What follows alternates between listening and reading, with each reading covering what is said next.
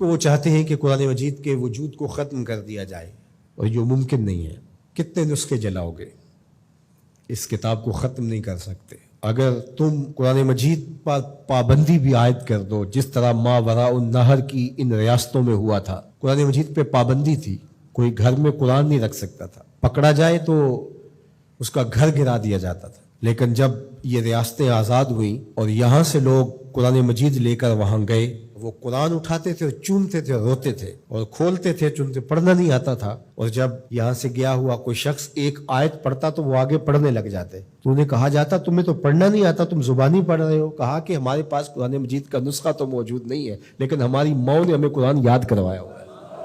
قرآن مجید کا مقابلہ ممکن نہیں ہے۔ یہ ہارے ہوئے لوگ ہیں جو نسخہ کتاب رحمت قرآن مجید کو آگ لگا کر اپنے خود سے باطنی کا اظہار کر رہے ہیں۔ اس سے کتاب رحمت کی عظمت پر کوئی فرق نہیں آئے گا۔ اس کتاب رحمت کو کائنات سے محو نہیں کیا جا سکتا، سینوں سے، دلوں سے، دماغوں سے، روحوں سے۔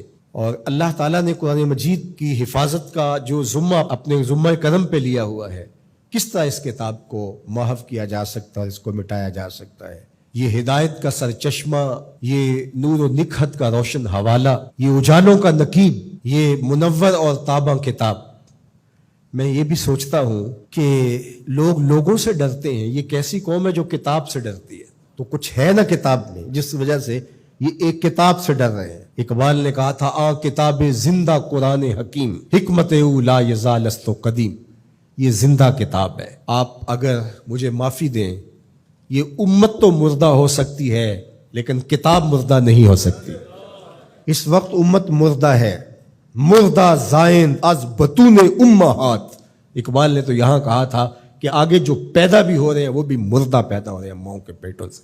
یہ امت مردہ ہے اس وقت، تبھی یہ ہوا ہے۔ زندہ قوموں کے ساتھ ایسے نہیں ہوتا، لیکن کتاب مردہ نہیں ہے، کتاب زندہ ہے۔ ہمارے اندر اگر زندگی کی کہیں کوئی رمق موجود ہے تو وہ اس کتاب کی وجہ سے یا زندہ رسول کی وجہ سے، ورنہ ہم اپنا وجود ختم کر چکے ہوتے۔ یہ کتاب ہمیں مرنے نہیں دیتی، اس نے ہمیں زندہ رکھا ہوا ہے۔ پوری دنیا کفر کو اس کتاب نے سیخ پا کر دیا، اور یہ اپنے پارلیمنٹ کے اندر ہاتھ میں اٹھا کہتے ہیں اس کتاب کے ہوتے ہوئے مسلمانوں کو نہیں مٹا سکتے۔ تو اس کا مطلب یہ ہوا کہ تم مسلمانوں کو مٹا نہیں سکتے، چونکہ اس کتاب کی حفاظت اللہ نے اپنے ذمہ کرم پہ لی ہوئی ہے۔ اس کتاب کو تم مٹا نہیں سکتے، اللہ مٹنے نہیں دے گا۔ تو جب اس کتاب کو تم نہیں مٹا سکتے تو اسلام کو بھی نہیں مٹا سکتے۔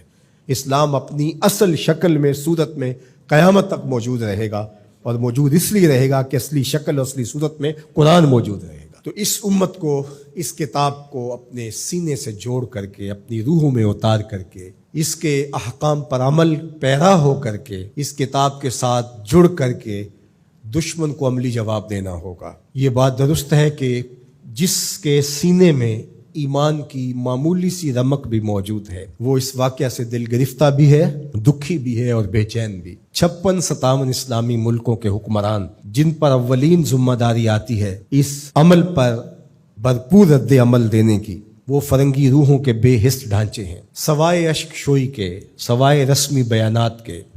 باقی ان سے کسی عمل کی توقع کرنا عبث ہے، فضول ہے۔ اس وقت عالم کفر جس طرح متحد ہے، عالم اسلام اس ایجنڈے پہ متحد نہیں ہے۔ یہ واقعات امت کو دوبارہ کھڑا کرنے کے لیے کافی تھے۔ جب 2006-07 میں جب یہ تسلسل کے ساتھ سب سے پہلے باقاعدہ ہوا تھا، ویسے تو یہ عرصہ ہائے دراز سے یہ سلسلے چل رہے ہیں، تو اس وقت میں بڑا پر امید تھا۔ جس طرح لوگ ایک دم سڑکوں پہ نکل آئے، مجھے لگتا تھا کہ جو اقبال نے کہا تھا مسلمان کو مسلمان کر دیا طوفان مغرب نے، تلاتم ہائے دریا ہی سے ہے گوہر کی سیرابی، کہ طوفان مغرب نے مسلمان کو مسلمان کر دیا ہے۔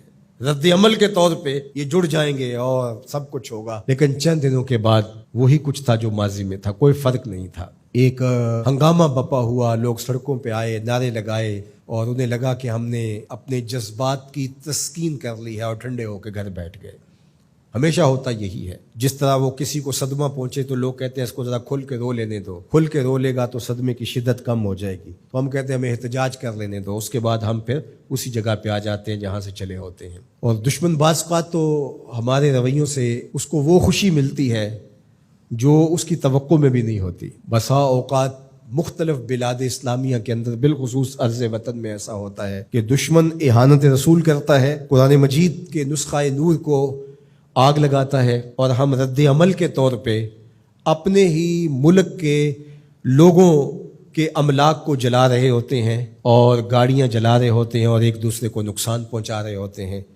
تو دشمن اس وقت کس قدر خوش ہوتا ہوگا جب اس نے ادھر قرآن مجید کے نسخے کو آگ لگائی اور ادھر ملک کی گلیوں اور سڑکوں سے دھواں اٹھنے لگا اور لوگ ایک دوسرے کے خلاف کھڑے ہو گئے اور املاک کو برباد کرنے لگے۔ تو اس کو تو یہ توقع بھی نہیں تھی۔ اگر اس کو یہ لگے کہ میرے اس عمل سے مسلمان جاگ جائیں گے اور کھڑے ہو جائیں گے اور اس کتاب کے ساتھ جڑ جائیں گے اور اپنی عملی زندگی کو اس کتاب کے دائرے میں لے آئیں گے، تو وہ کبھی بھی یہ عمل نہ کرے۔ اسے پتہ ہے کہ یہ اللہ اکبر، اقبال نے کہا سچ اگر پوچھے تو یہ امت حامل قرآن نہیں، یہ اصل اس نے قرآن اٹھایا ہی نہیں ہے، یہ صرف کتاب کو چومنے چاٹنے والے اور قول و قرار کی نوبت آئے تو سر پہ اٹھانے والے لوگ ہیں، یہ اصل میں حامل کتاب ہے ہی نہیں ہے۔ ہمیں اجتماعی توبہ کرنی ہوگی، اللہ سے معافی مانگنا ہوگی۔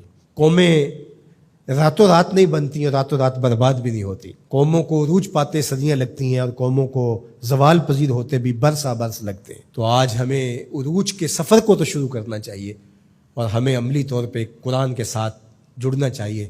کیا میں آپ سے توقع رکھ سکتا ہوں یہ عزم کر کے جائیں کہ آج کے بعد زندگی قرآن کے مطابق گزرے گی اور ہم اپنی نسلوں کو قرآن پہ لائیں گے، ہمارے گھر میں قرآن کھلے گا، قرآن پڑھیں گے اور قرآن پر عمل پیرا ہو کر کے امت کی تشکیل کے لیے ہم اپنے کردار کو جو ہے وہ شروع کریں گے۔